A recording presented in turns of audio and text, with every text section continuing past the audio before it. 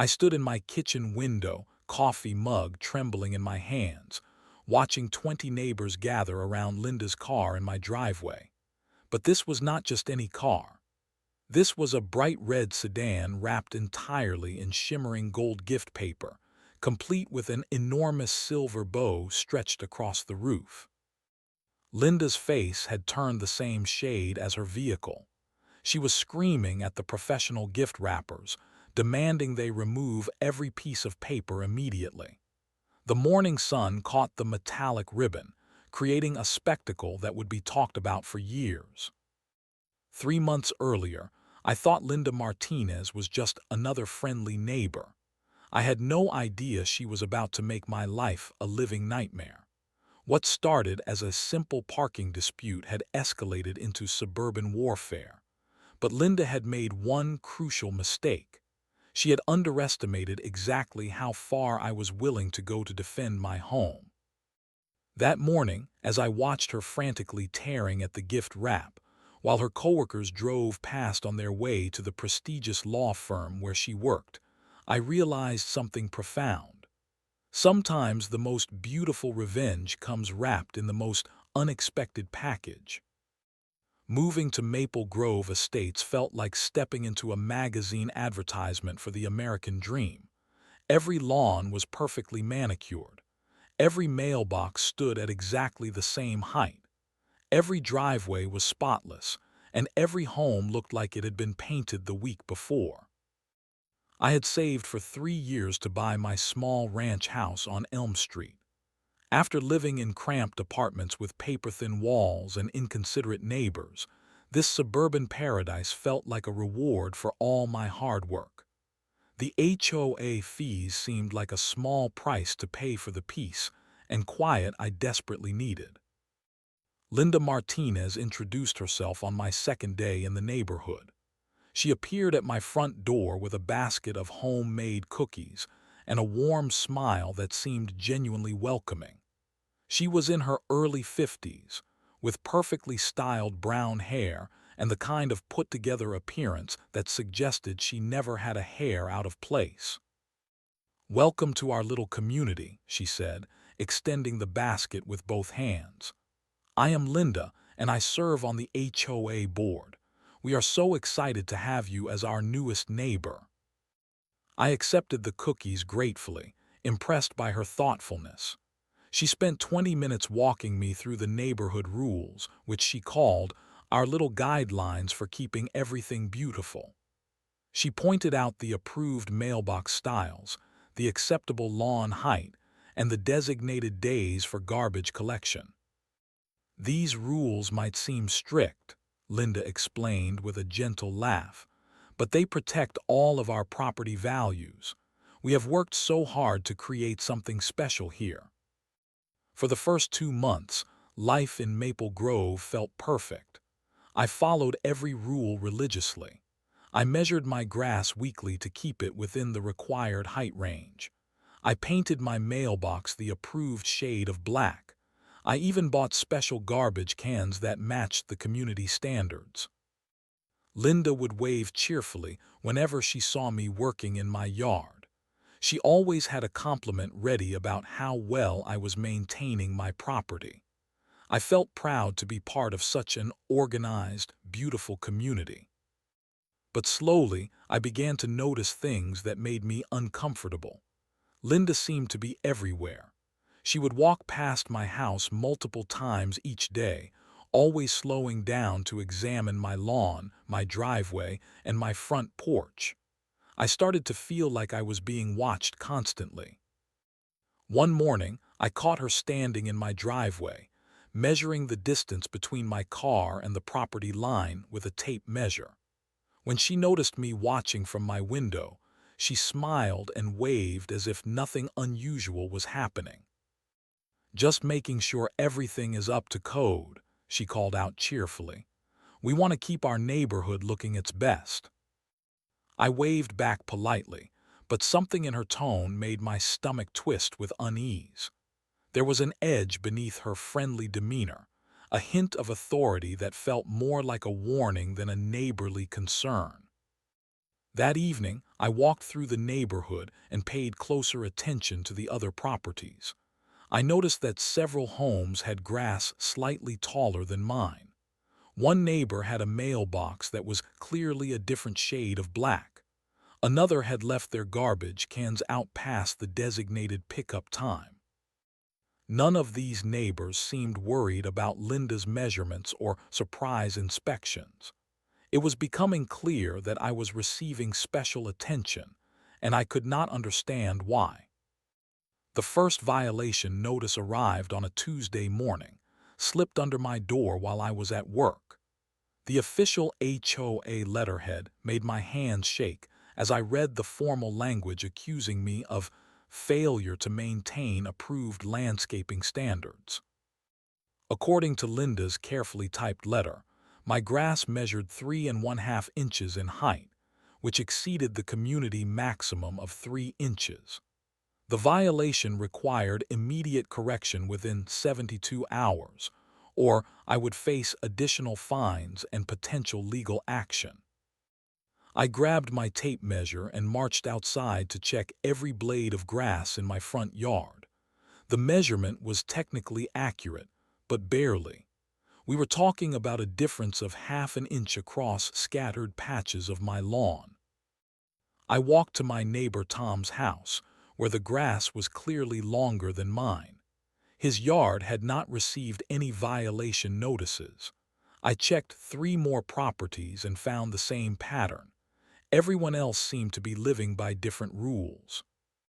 That evening, I called Linda to discuss the violation notice.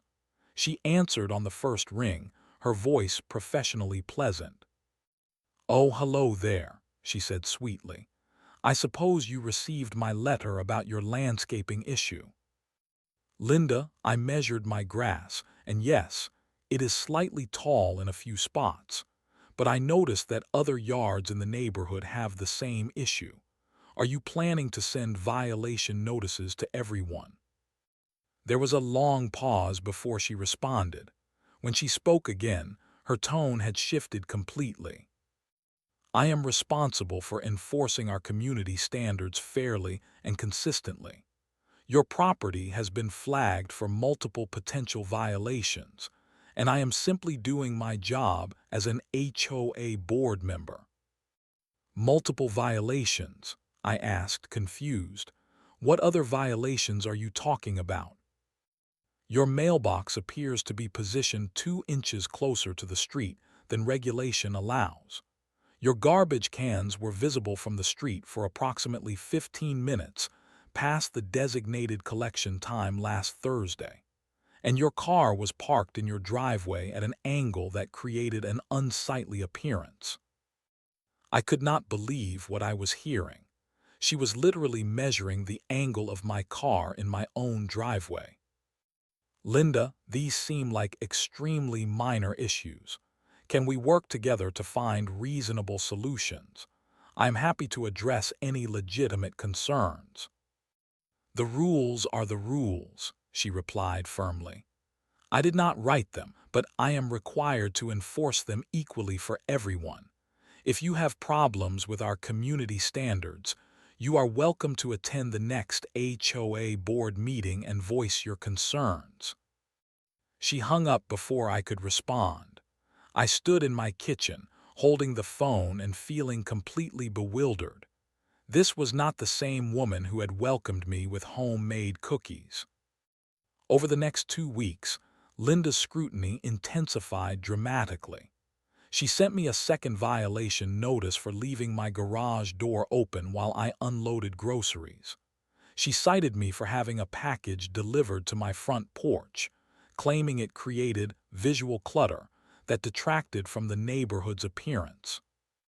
Each violation notice was meticulously documented with photographs and precise measurements. Linda was building a case against me with the thoroughness of a prosecutor preparing for trial. I tried talking to other neighbors about the situation, hoping to find allies or at least understand if anyone else was dealing with similar harassment. Most people seemed uncomfortable discussing Linda at all. Tom, who lived next door, finally confided in me during a conversation over our shared fence. "Look, I like you, and I think what Linda is doing is ridiculous," he said quietly, glancing around to make sure we were not being overheard. "But she has been on the HOA board for 8 years. She knows every rule, every loophole, and every way to make your life miserable if you cross her. So everyone just goes along with whatever she says." Most people do. The few who have tried to fight her have either moved away or learned to keep their heads down. Linda does not forget, and she does not forgive. That night, I lay awake trying to understand what I had done to earn Linda's special attention. I had followed every rule, treated her with respect, and tried to be a good neighbor. Yet somehow, I had become her target. The realization hit me like a punch to the stomach. Linda saw me as a threat to her authority. My compliance with the rules was not enough. She needed me to submit completely to her power, to acknowledge that she controlled every aspect of life in our neighborhood. I had two choices. I could surrender completely and live under Linda's thumb, or I could find a way to fight back. Neither option seemed appealing, but I was beginning to understand that Linda would never stop until she had broken me completely. Thursday morning started like any other workday. I had a crucial client presentation scheduled for 9:30, and I needed to be at the office by 8:45 to prepare. My biggest client was flying in from Dallas specifically for this meeting, and months of work depended on everything going perfectly. I grabbed my coffee, laptop bag, and car keys, feeling confident and prepared. I had rehearsed my presentation a dozen times, printed all the necessary documents, and even laid out my best suit the night before. Nothing could go wrong. I opened my front door and stopped dead in my tracks. Linda's bright red sedan was parked directly across the entrance to my driveway, completely blocking my access to the street. Her car was positioned perfectly to trap my vehicle behind it, with no possible way for me to back out or drive around. At first, I thought it might be some kind of mistake. Maybe Linda's car had broken down, or perhaps she was dealing with some emergency that required her to park in an unusual location. I checked my watch. 8:15. I still had time to resolve this situation calmly. I walked to Linda's front door and knocked politely. No answer. I knocked again, louder this time. Still nothing. I could see lights on inside her house, and her morning newspaper was missing from the driveway, so I knew she was awake. I called her phone. It went straight to voicemail. I sent a text message explaining that her car was blocking my driveway and asking her to move it immediately. No response. 8:25. My presentation was in 1 hour and 5 minutes. The drive to my office normally took 20 minutes, but morning traffic could make it longer. I was starting to panic. I knocked on Linda's door again, this time with more urgency. I rang her doorbell repeatedly. I called her phone 3 more times. Nothing. 8:35. I was officially going to be late unless Linda moved her car in the next 5 minutes. I called my office to warn them about the delay, trying to keep the frustration out of my voice as I explained the situation to my assistant. "Someone blocked your driveway?" she asked, confused. "Can you call the police?" I had not considered that option. I dialed the non-emergency police number and explained the situation. The dispatcher was sympathetic but not particularly helpful. "If the vehicle is not on your property, sir, it is a civil matter rather than a criminal one. You could have it towed, but that process typically takes several hours.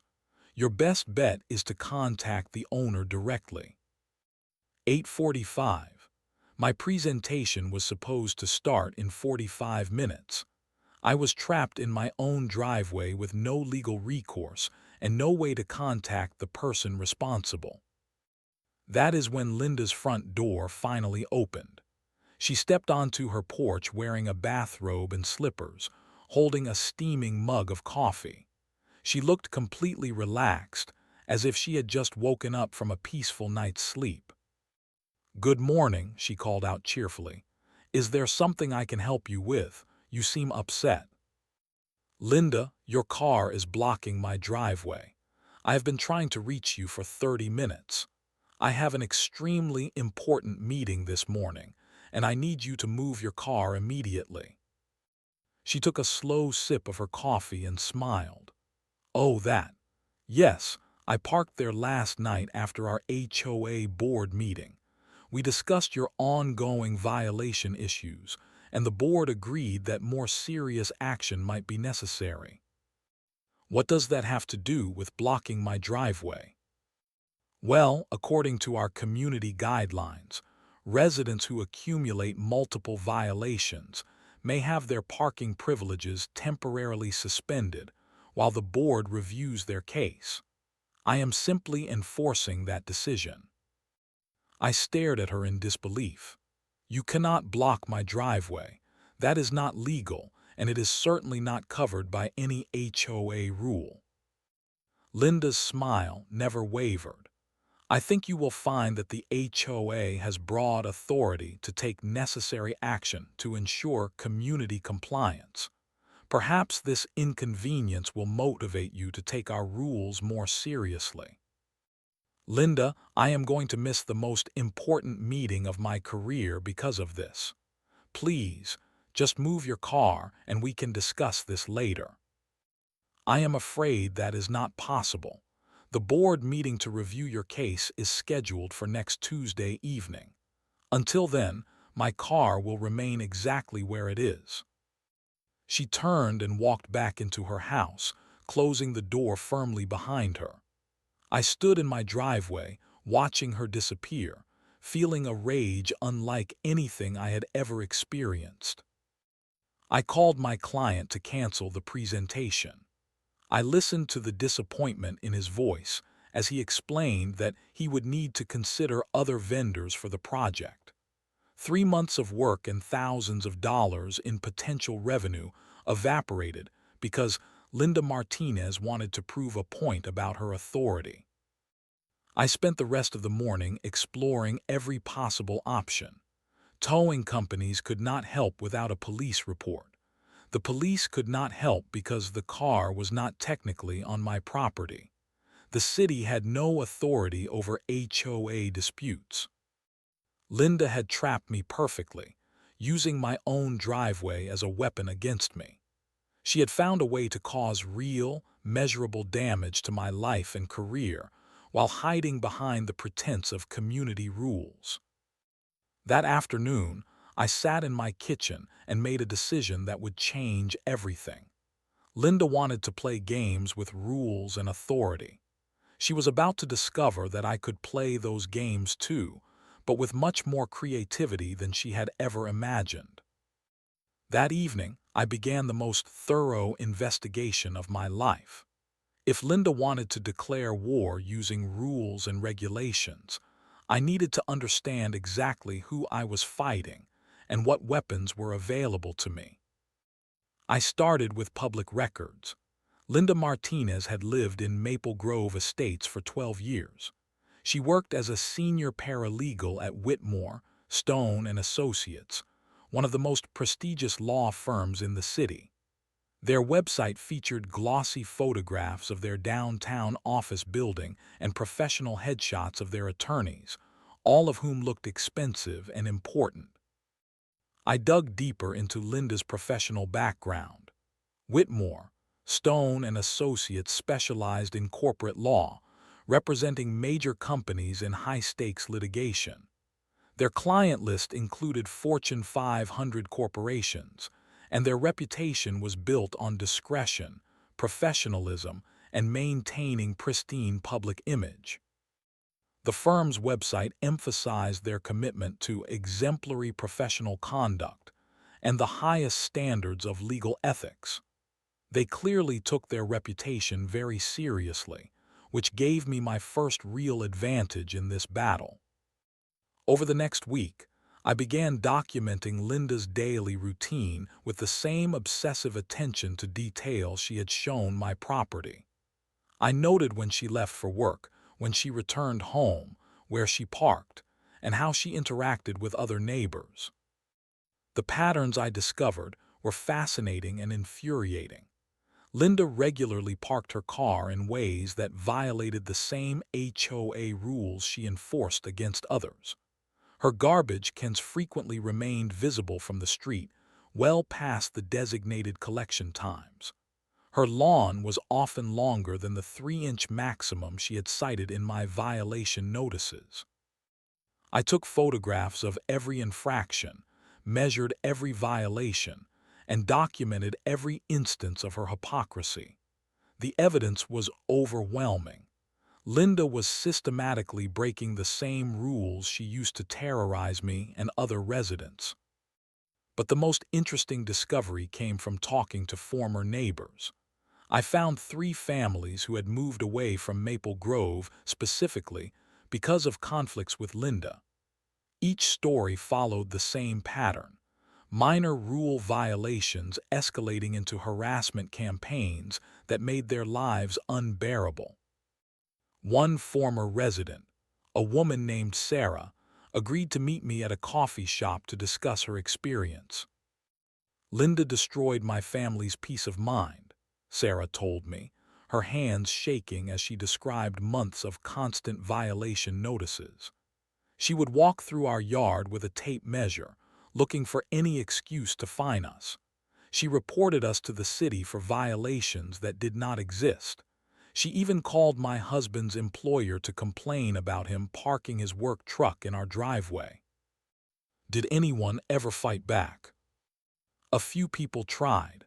Linda has connections everywhere: city council, local police, other HOA boards.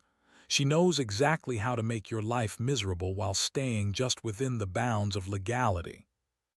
"But she made one mistake with me," I said, thinking out loud.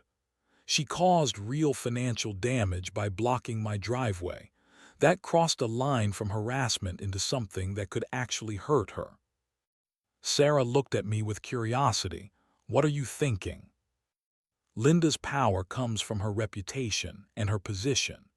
She works at a prestigious law firm that values professionalism above everything else. If her coworkers and clients discovered that she spends her free time harassing neighbors and blocking driveways, how do you think that would affect her career? You want to expose her at work. I want to give her a taste of her own medicine. She has been documenting every minor infraction in my life and using it against me. Maybe it is time for her infractions to be documented and shared with the people who matter most to her professional success." I spent the weekend researching Linda's law firm in detail. I found the names of her supervisors, her colleagues, and several major clients. I studied their social media presence and identified the professional networks where reputation mattered most. The plan that emerged was elegant in its simplicity. Linda had used her car as a weapon against me, blocking my driveway to cause maximum professional embarrassment and financial damage. I would use that same car to cause maximum professional embarrassment for her, but in a way that was creative rather than destructive. The gift wrapping idea came to me on Sunday evening while I was browsing through local business directories. I found a company called Celebrations Unlimited that specialized in elaborate gift wrapping for corporate events and special occasions. Their website showed photographs of cars wrapped as giant presents for promotional events and birthday surprises. I called them Monday morning and explained what I needed. The woman who answered the phone listened to my request with barely contained laughter. "Let me make sure I understand correctly," she said. "You want us to gift wrap an entire car, including a giant bow, and you want us to do this while the car is parked at someone's workplace." "That is exactly what I want. And I want it done professionally, beautifully, and in a way that will attract maximum attention from everyone in the surrounding area. This is definitely the most interesting request we have received this year. When would you like us to schedule this service? I smiled as I looked out my window at Linda's red sedan, still parked across my driveway after 3 days of imprisoning me in my own home. The next time she blocks my driveway, I will call you immediately. I have a feeling that opportunity will come very soon. Tuesday morning arrived with the precision of a perfectly planned military operation. I had been monitoring Linda's schedule for a week, and I knew she would block my driveway again as a power play before the evening HOA board meeting where my case would be reviewed. At 7:45, I watched from my kitchen window as Linda positioned her red sedan exactly where it had been the previous week. She climbed out of her car, smoothed her professional skirt, and walked toward her own vehicle with the satisfied expression of someone who believed they held all the power. I waited until she drove away in her husband's truck before making the call that would change everything. Celebrations Unlimited, this is Jennifer. How can I help you create something special today? This is the car gift wrapping job we discussed last week. The vehicle is currently parked at my location, and I need your team here as quickly as possible. We can have a crew at your address within 30 minutes. Just to confirm the details, full vehicle wrap in gold metallic paper with a large silver bow, correct? Perfect. And remember, this needs to look absolutely spectacular. I want people to stop and stare from 3 blocks away. Trust me, when we are finished with this car, it will be the most beautiful gift anyone has ever seen. While I waited for the wrapping crew to arrive, I sent a group text to every neighbor whose phone number I had collected over the past months. The message was simple. Something interesting happening on Elm Street this morning. You might want to check it out around 9 a.m. The Celebrations Unlimited van pulled into my driveway at 8:25. 3 professional gift wrappers climbed out, carrying rolls of shimmering gold paper, industrial-strength adhesive, and the largest silver bow I had ever seen. That is the target vehicle, I said, pointing to Linda's sedan. Make it absolutely impossible to ignore. What happened next was like watching artists create a masterpiece. The team worked with incredible efficiency, measuring the car's dimensions and calculating exactly how much paper would be needed to cover every surface. They started with the hood, carefully smoothing the metallic gold paper to eliminate any wrinkles or air bubbles. Neighbors began gathering almost immediately. Tom from next door was the first to appear, followed by the Johnson family from across the street. Word spread quickly through our small community, and within 20 minutes, nearly a dozen people had gathered to watch the spectacle unfold. "Is this really happening?" asked Mrs. Chen, an elderly woman who lived 2 houses down. "Are they actually gift wrapping Linda's car?" "It appears that they are," I replied with a perfectly innocent expression. "I suppose someone wanted to give her a very special surprise." The wrapping process took nearly an hour. Every window was covered with gold paper. The wheels were wrapped individually. Even the side mirrors received their own decorative treatment. The final touch was the enormous silver bow, which stretched from the front windshield to the rear window and required 2 people to position correctly. When they finished, Linda's car looked like a gigantic present that had been dropped from the sky. The morning sun caught the metallic paper and created a dazzling display that could be seen from every direction.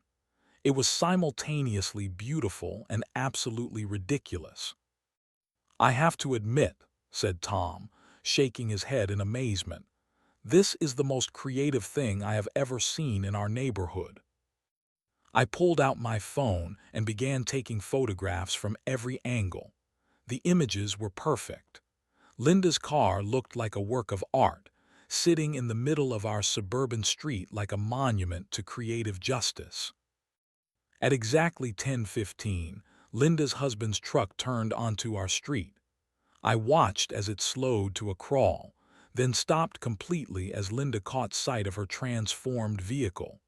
Even from a distance, I could see her mouth fall open in shock.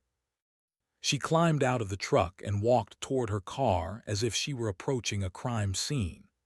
The gathered neighbors watched in complete silence as she circled the vehicle, touching the gold paper and trying to process what had happened. "What is this?" she demanded, turning to face the crowd. "Who did this to my car?" Nobody answered. The neighbors looked at each other with barely concealed amusement, but no one volunteered any information about how her car had been transformed into a giant gift. Linda spotted me standing in my driveway and marched over with fury blazing in her eyes. "You did this," she accused, pointing and shaking finger at me. "This is vandalism. This is destruction of property. I am calling the police immediately." "I have no idea what you are talking about," I replied calmly. "I have been inside my house all morning. When I came outside a few minutes ago, your car looked like this. I assumed someone had given you a present." "This is not funny. This is harassment and I will not tolerate it." "Linda, I think you should consider the possibility that this is actually a wonderful gesture. Someone clearly went to a lot of trouble and expense to make your car look beautiful. Look at the craftsmanship. Look at how perfectly that bow is positioned. This is professional work." She stared at me with a mixture of rage and disbelief. "You think this is some kind of joke?" "I think this is poetic justice," I said quietly, meeting her eyes directly. "You used your car to block my driveway and cause me professional embarrassment. Now your car is causing you professional embarrassment. The difference is that my situation was malicious, while this is actually quite beautiful." Linda's face turned red as she realized the full implications of what had happened. Her coworkers would be driving past this scene on their way to the office. Her supervisors would see her car decorated like a circus attraction. Her carefully maintained professional image was about to be shattered by a giant silver bow. "Remove this immediately," she demanded. "I would love to help you," I replied, "but I did not put it there, so I cannot take it off. You will need to handle this situation yourself." Linda stood there for a long moment, surrounded by neighbors and faced with the reality that her power games had finally backfired in the most spectacular way possible. Linda spent the next hour frantically trying to remove the gift wrap from her car while maintaining some semblance of dignity. The professional wrapping job proved much more difficult to undo than she had anticipated. The adhesive was industrial strength, designed to survive weather and time, not to be easily removed by angry hands. Every few minutes, another neighbor would drive past on their way to work, slowing down to stare at the spectacle. Some people took photographs. Others simply laughed and continued driving. Linda's mortification grew with each passing vehicle. I watched from my front porch, drinking coffee and documenting the entire scene with my phone. The images were perfect for sharing, and I had already identified exactly where they needed to be seen for maximum impact. By 11:30, Linda had managed to remove most of the paper from her windows and doors, but the bow remained stubbornly attached to her roof. She climbed onto the hood of her car, trying to reach the adhesive points that held the decoration in place, but the bow had been secured with professional expertise. "Do you need help?" I called out innocently. "Stay away from me," she snapped, losing her balance slightly as she attempted to tear the silver ribbon. "This is all your fault." "I am just trying to be a good neighbor," I replied. "Though I have to say, You might want to be careful climbing on your car like that. Someone might think you are creating an unsightly spectacle that detracts from our neighborhood's appearance." She glared at me with pure hatred but continued her struggle with the bow. 20 minutes later, she finally succeeded in removing the last of the decorative elements, leaving her car covered in adhesive residue and small tears in the paint where she had been too aggressive with the removal process. Linda drove away without another word, leaving behind scraps of gold paper scattered across the street. I spent a few minutes cleaning up the debris, then settled down at my computer to begin the second phase of my plan. I uploaded the best photographs to a new social media account I had created specifically for this purpose. The images showed Linda's car in all its gift-wrapped glory, with the caption, "When your HOA board member blocks your driveway to prove a point about community rules, sometimes the community responds with creativity and humor." I tagged the location as our neighborhood and included hashtags that would help the post reach local residents and community groups.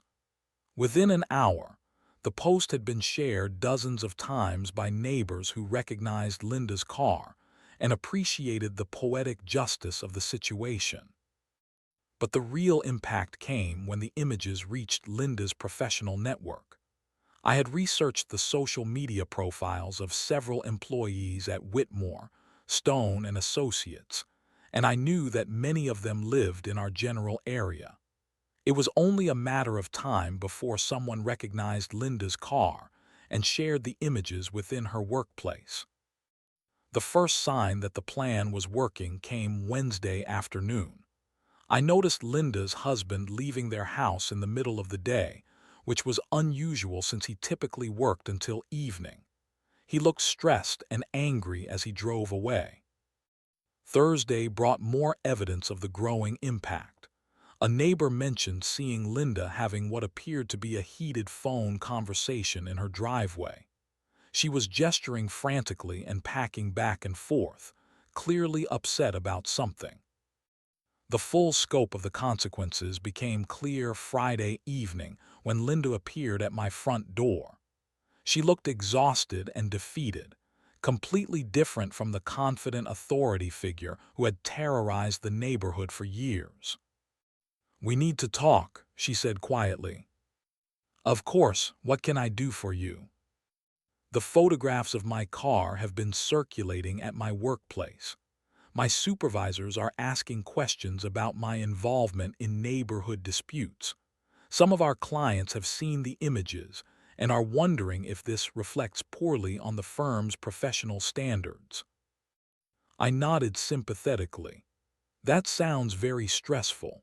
I can imagine how difficult it must be to have your personal life scrutinized by your professional colleagues. I want those images removed from social media immediately." "Linda, I did not post those images. Other neighbors shared them because they found the situation amusing. I have no control over what other people choose to share on their social media accounts." She stared at me for a long moment, finally understanding that she had lost control of the narrative completely. "I am resigning from the HOA board," she said finally, "and I will not be blocking your driveway again." "I think that is probably a wise decision," I replied, "though I hope you understand that the real issue was never about parking spaces or HOA rules. It was about treating your neighbors with basic respect and fairness." Linda turned and walked away without another word. The reign of terror that had defined our neighborhood for years was finally over. 3 weeks after the gift-wrapping incident, our neighborhood held its first HOA board meeting without Linda Martinez. The difference was immediately apparent. Instead of a tense, authoritarian atmosphere where residents were afraid to speak, we had a genuine community discussion about shared concerns and reasonable solutions. Tom was elected to replace Linda on the board.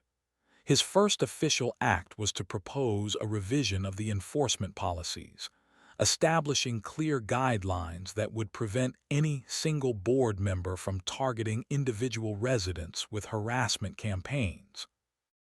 "The rules exist to maintain our community standards," Tom explained to the packed meeting room, "but they should be applied fairly and reasonably, not used as weapons against neighbors who have minor disagreements with board members." The new policies passed unanimously. For the first time in years, residents felt confident that they could live in their homes without fear of arbitrary punishment from power-hungry officials. Linda continued to live in the neighborhood, but her presence had changed completely. She kept to herself, avoiding eye contact with neighbors and no longer patrolling the streets with her tape measure and camera. The woman who had once dominated every conversation now seemed to fade into the background of community life. I occasionally saw her leaving for work in the morning, driving carefully and parking perfectly within all designated lines. Her behavior suggested someone who had learned a valuable lesson about the consequences of abusing authority and the importance of treating others with respect. The gift-wrapped car incident became legendary in our neighborhood. New residents would hear the story within days of moving in, usually accompanied by laughter and admiration for the creative solution to what had seemed like an impossible problem. "I heard about what you did to Linda's car," said my new neighbor, a young woman named Jessica who moved in across the street. "That was brilliant. I have been dealing with an HOA bully in my previous neighborhood, and I wish I had thought of something like that." "The key is to respond with creativity rather than anger," I explained. Linda expected me to either submit to her authority or fight back with the same petty tactics she was using. The gift wrap caught her completely off guard because it was unexpected, harmless, and absolutely impossible to ignore. The story spread beyond our neighborhood through social media and word of mouth. I received messages from people in other communities who were dealing with similar situations, asking for advice on how to handle HOA bullies and neighborhood tyrants. Some of the messages were heartbreaking. Families had been forced to move because of harassment campaigns. Others had spent thousands of dollars on legal fees trying to fight unfair enforcement actions. A few had simply given up and learned to live under the constant threat of violation notices and fines. I realized that Linda's behavior was not unique. Across the country, small-minded people were using HOA rules and community regulations to exercise power over their neighbors, creating fear and resentment in places that should feel like home. The gift-wrapping solution worked because it combined justice with humor, consequences with creativity. It embarrassed Linda without causing permanent damage. It made a point without escalating the conflict into something truly destructive. Most importantly, it worked because it was perfectly proportional to the offense. Linda had used her car to cause me professional embarrassment, so I used her car to cause her professional embarrassment. The symmetry was beautiful, and the message was clear. Actions have consequences, even for people who think they are above accountability. 6 months later, our neighborhood had transformed into the peaceful community I had originally hoped to find. Children played in the streets without worry. Neighbors chatted over fences without fear of being reported for violations. The HOA continued to maintain reasonable standards, but without the atmosphere of surveillance and punishment that had made everyone miserable. I kept the photographs of Linda's gift-wrapped car in a folder on my computer, not as a trophy, but as a reminder of an important lesson. Sometimes the most effective way to fight a bully is not with anger or legal action, but with imagination and a willingness to turn their own tactics against them in ways they never expected. The best revenge, I learned, is not about destruction or cruelty. It is about justice, creativity, and the satisfaction of watching someone face the natural consequences of their own choices, wrapped up in the most beautiful package you can imagine.